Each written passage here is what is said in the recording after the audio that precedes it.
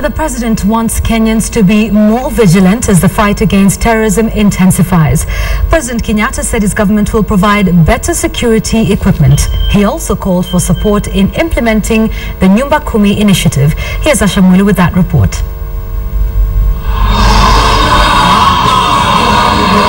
Hundreds of Kenyans thronged the Nyayo National Stadium, the first Mashujaa Day celebrations under President Uhuru Kenyatta's regime.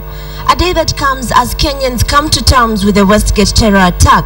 The shock and security issues notwithstanding, the stadium was filled to the brim.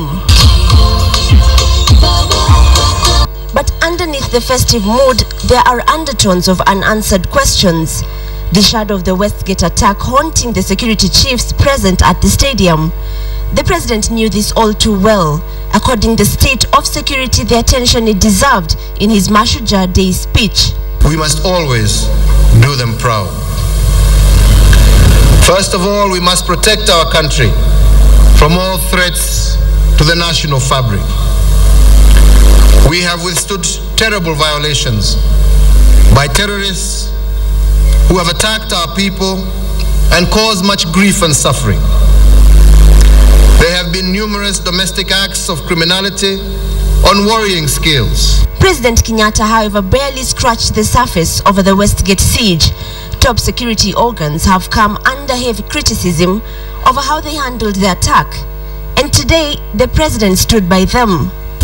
My government is vigilant and is investing in equipping the security forces to have the sufficient capacity to deter and contain all forms of violence and criminality. We want to be a country at peace with itself and with its neighbors. The president further emphasized that the buck stops with the ordinary Kenyan.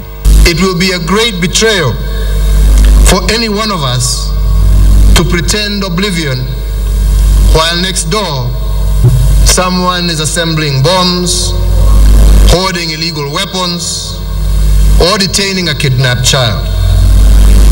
That is why we must all embrace the Nyumba Kumi plan and ensure that you know at least 10 households around your residence well. While opinion is divided over the Nyumba Kumi initiative, Kenyans who attended Sunday's celebrations agree that a lot more needs to be done to secure the nation.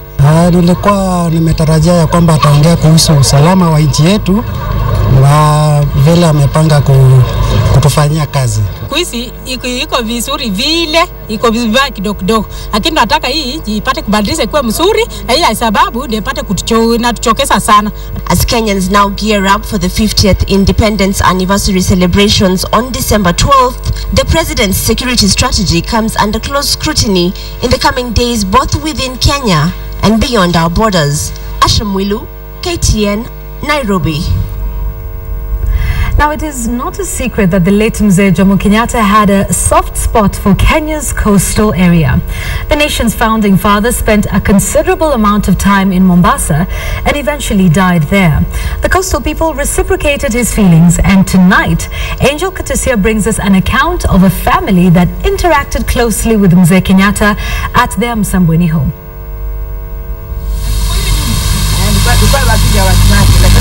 A family in Msambweni prepares for its main meal of the day, the iftar, to break the fast. It's the month of Ramadan, a special month for Muslims worldwide.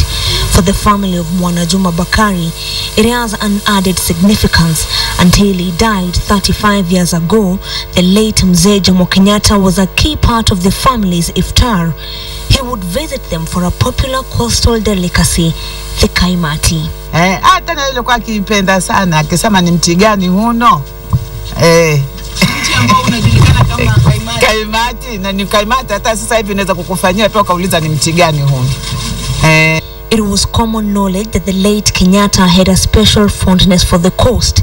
Some of the residents still hold dear the memories of their interaction with Kenya's founding father. Atupiki vyakula, saa kama askari azunguka. Twende kwenye mkutano wa Kenyatta. Mwanajuma's family extended that connection to the naming of her daughter.